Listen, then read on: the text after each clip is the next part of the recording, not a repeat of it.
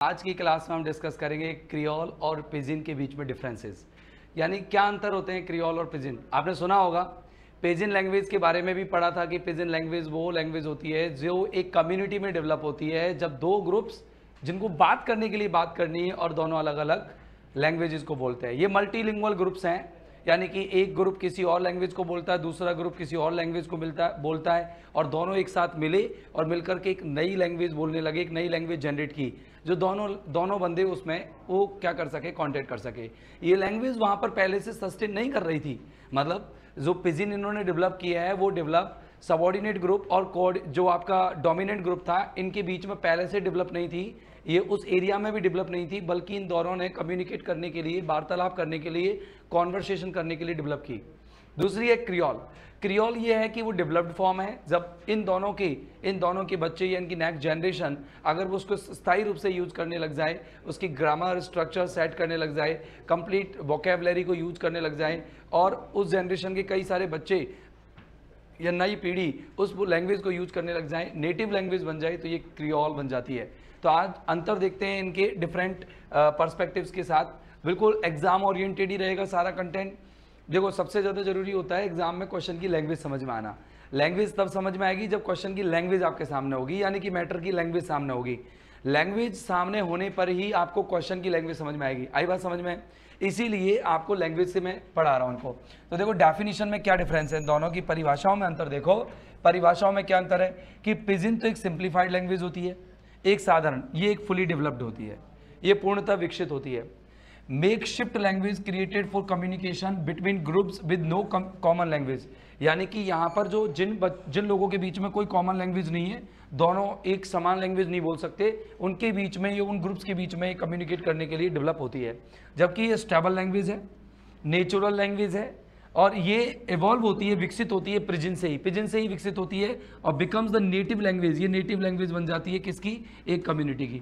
मतलब ये तो नो कॉमन लैंग्वेज, इनमें एक कॉमन लैंग्वेज बन गई, ये लोग पहले से ही इस लैंग्वेज को जानते हैं।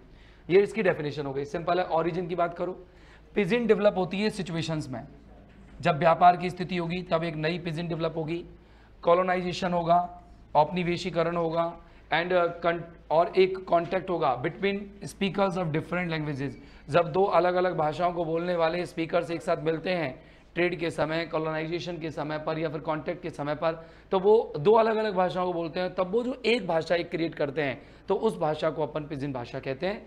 और जबकि ये जो क्रियोल है वो कब इमर्ज होती है, कब उभर के आती है? उभरना कब उभरती है? ये तब उभरती है जब मेरे भाई एक पिजिन जो है वो pass down to the next generation, pidgin जब अगली पीढ़ी तक पहुंच जाती है। यानी कि जब दो लोगों ने ट्रेड करने के लिए जिस भाषा को अपनाया था वही भाषा अगर उनकी जनरेशन यूज करने लग जाएगी तो वो क्रियोल हो जाएगी and becomes the first language. और ये मदर टंग बन जाती है किसकी? उस कम्युनिटी की जो नेक्स्ट जनरेशन की है। ये नेक्स्ट जनरेशन की मदर टंग है, ये नेक्स्ट जनरेशन की क्या है? फर्स्ट लैंग्वेज है, ये नेक्स्ट जनरेशन की नेचर लैंग्वेज है, नेचुरल लैंग्वेज कह सकते हैं आप इसको। नेटिव स्पीकर्स की बात करो, इसके अंदर नो नेटिव स्पीकर्स, यानी कि पिजिन के अंदर कोई नेटिव स्पीकर्स नहीं होते, मतलब वहाँ के मूल निवासी इस भाषा को नहीं बोलते हैं। ये एक नई डेवलप्ड लैंग्वेज है जिसको केवल वही लोग बोलेंगे जो दो अलग अलग डिफरेंट लैंग्वेजेस को बोलते हैं और एक डिफरेंट ट्रेड करते हैं, एक अलग व्यापार, एक अलग इंडस्ट्री चलाते हैं, एक सिस्टम चलाते हैं, वो लोग इसको यूज करेंगे। तो देखो हैज़ नो नेटिव स्पीकर्स, इनके अंदर कोई नेटिव स्पीकर्स नहीं होते बल्कि इसके अंदर नेटिव स्पीकर्स होते हैं। समझ गए मेरी पहली बात? पहली बात तो क्या थी कि ये वाली जो आपने डेफिनेशन से देखी, डेफिनेशन से क्या देखा कि एक सिंप्लीफाइड है और ये फुली डेवलप्ड है। दूसरी बात आपने क्या देखी कि ये सिचुएशन में डेवलप होती है और ये पिजिन से डेवलप होती है। तीसरी आपने देखा कि इसके अंदर नेटिव स्पीकर नहीं होता, इसके अंदर नेटिव स्पीकर होता है। It is used as second language, इसको सेकंड लैंग्वेज यानी पिजिन को सेकंड लैंग्वेज के रूप में यूज किया जाता है, जबकि आपकी जो क्रियोल है उसको फर्स्ट लैंग्वेज को के रूप में क्या किया जाता है, माना जाता है। और ये फर्स्ट लैंग्वेज किसकी है? पेरेंट्स की नहीं है। This is not the first language of the parents but this is the first language of generation और द नेक्स्ट जनरेशन और ऑफ दियर चिल्ड्रन। अगला देखना, ग्रामर की बात करें। ग्रामर की बात करें, इसके अंदर सिंप्लीफाइड ग्रामर होती है, किसके अंदर? पिजिन के अंदर। जबकि क्रियोल के अंदर की ग्रामर कॉम्प्लेक्स होती है, जटिल ग्रामर होती है। इसके अंदर लिमिटेड रूल्स होते हैं जबकि इसके अंदर रेगुलराइज्ड रूल्स होते हैं, ऐसे रूल्स जो नियमित बना दिए गए हों। इसके अंदर कॉम्प्लेक्स सेंटेंस को अभाव होता है, कॉम्प्लेक्स सेंटेंस नहीं होता है। जबकि इसकी खुद की अपनी ग्रामर होती है और खुद के स्ट्रक्चर्स होते हैं। ठीक है, इसकी खुद की ग्रामर मतलब क्रियोल की खुद की ग्रामर होती है, जबकि पिजिन की खुद की कोई ग्रामर नहीं होती, कोई स्ट्रक्चर नहीं होता, एक मतलब कॉम्प्लेक्स स्ट्रक्चर्स नहीं होते, सिंपल स्ट्रक्चर होते।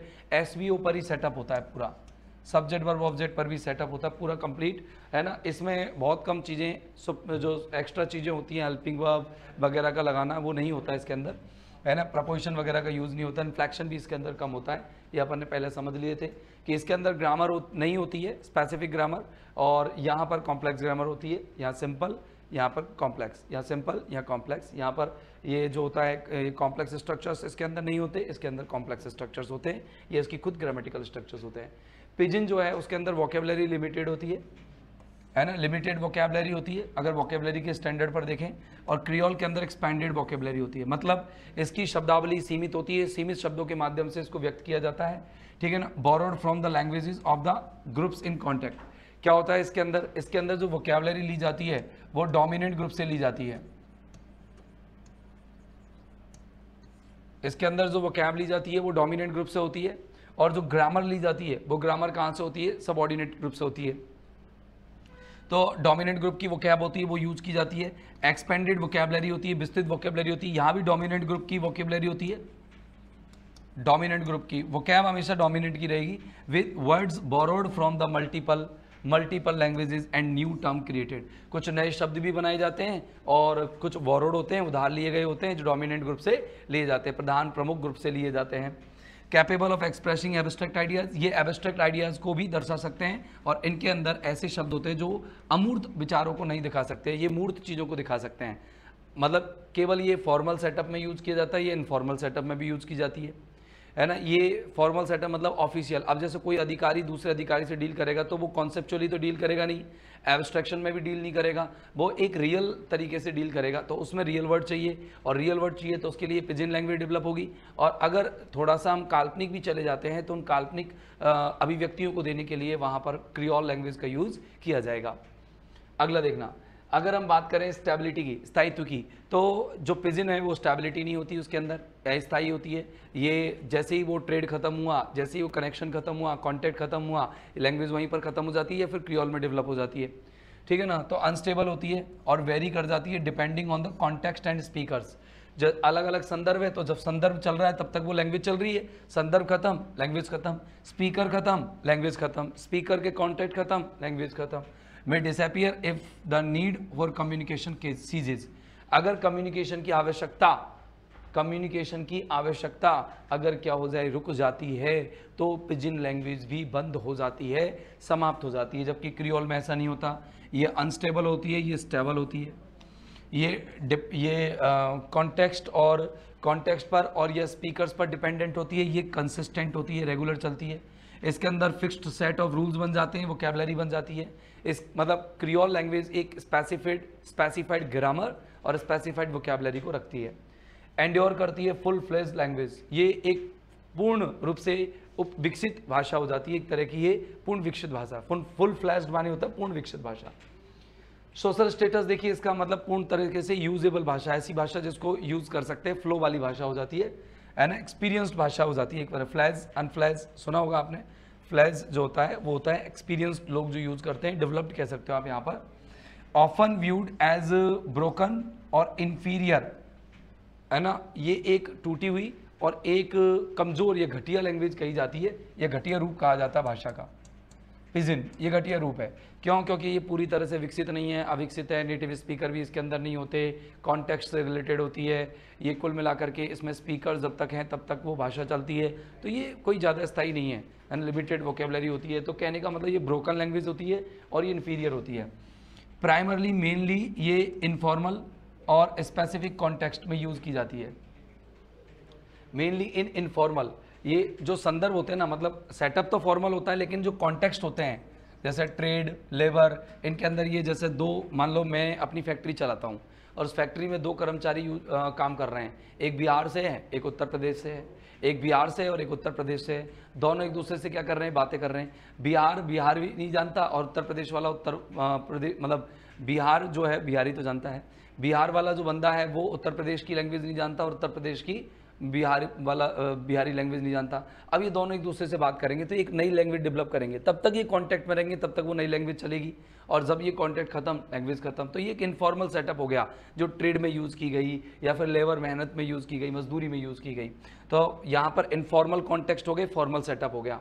क्रियोल गेन्स लेंथ लेजिटिमेसी, ये क्या है, विरासत होती है एक प्रकार की। क्रियोल एक प्रकार की विरासत होती है जो फुल फ्लैश्ड होती है, ठीक है ना, और ये यूज़ की जाती है एजुकेशन के अंदर, लिटरेचर के अंदर, मीडिया के अंदर, ठीक है ना, एंड इन सम कम्युनिटीज़, और कुछ कुछ समुदायों में ये मीडिया में भी ये लैंग्वेज यूज़ की जाती है, लिटरेचर के अंदर भी, एजुकेशन के अंदर भी। जितना भी वहाँ की किताबें लिखी जाएंगी, साहित्य लिखेंगे, जितने भी राइटर्स होंगे वो सब उसी लैंग्वेज को यूज़ करके लिखते हैं। तो आपसे कोई पूछ ले कि इन विच लैंग्वेज, या ऐसे कह दे कि क्रियोल के बारे में which fact is the which is not the characteristic of creole language, और उसमें आपको ये दे दे कि in some communities creole language is used in media, education, literature. तो आपको ये करना है, हाँ कर सकते हैं, ठीक है ना, क्योंकि ये एक चिल्ड्रन लैंग्वेज है और ये फर्स्ट लैंग्वेज भी बन गई है, तो कई लोग इसको यूज करते ही होंगे अपने अपने कम्युनिकेशन में, ठीक है ना। अब अगर अपन एग्जांपल्स देखें तो पिजिन की एग्जांपल्स देखो, टॉक पिजिन था पापुआ न्यू गिनिया, और ये क्रियोल के अंदर भी आया था, ये विकसित भी हो गया है। तो टॉक पिजिन को दोनों में जगह ले सकते हो आप। टॉक पिजिन मेनली तो पिजिन है, लेकिन डेवलप्ड फॉर्म में ये क्रियोल है। ये इंग्लिश बेस्ड है और इस पर लोकल लैंग्वेजेस से प्रभावित है ये। और नाइजेरियन पिजिन है जो कि कम्युनिकेशन के लिए यूज़ की जाती है किन के बीच में, अमंग डाइवर्स एथनिक ग्रुप्स, ऐसे ग्रुप्स जो एक रेस के, एक प्रजाति के हैं नाइजेरिया में समान प्रजातियों के द्वारा या समान समूहों के द्वारा, एथनिक माने होता है वो ग्रुप, वो जातियाँ, वो प्रजातियाँ जो सेम सब टाइप की हों, सजातीय कह सकते हैं आप, उनके बीच में कम्युनिकेशन के लिए नाइजेरियन पिजिन यूज़ किया जाता है। क्रियोल लैंग्वेज के एग्जांपल देखो, एक है हाइशियन क्रियोल। हाइशियन क्रियोल जो है वो फ्रेंच और अफ्रीकन लैंग्वेज से डेवलप हुई है, ठीक है ना। Spoken as native language in Haiti, और हाइटी में ये क्या की जाती है, नेटिव लैंग्वेज के रूप में बोली जाती है। जमाइकन जो पैटोइज है ये किसके, इंग्लिश रूट्स हैं इसके अंदर, और ये जमाइका में बोली जाती है। तो ये कुछ एग्जांपल जैसे हाइशियन और जमाइकन, ये तो आप क्रियोल में याद कर लेना, और टॉक पिजिन और नाइजेरियन पिजिन ये आप किस में याद कर लेना, हाँ किसके अंदर, ये आप याद कर लेना पिजिन के अंदर। अब बात करें इनकी फंक्शन की, सर फंक्शन इनके क्या क्या हैं। तो पिजिन को जो है वो लिंग्वा फ्रैंका में यूज़ किया जाता है, बेसिक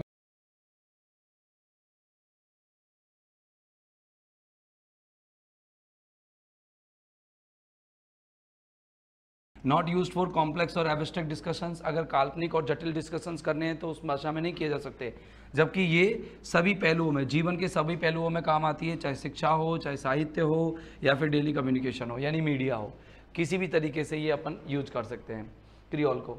डेवलपमेंट की बात करें तो ये डेवलप होती है quickly in response to immediate communication, मतलब अगर अपन तुरंत कम्युनिकेशन करना है, एक संपर्क करना है, तो उसके लिए ये ज़रूरी हो जाती है, ये विकसित हो जाती है उसके अंदर, है ना। ये मतलब ये तो तुरंत संपर्क के लिए विकसित होती है, एक इमीडिएट कांटेक्ट करना है तो आप पिजिन डेवलप कर लेंगे।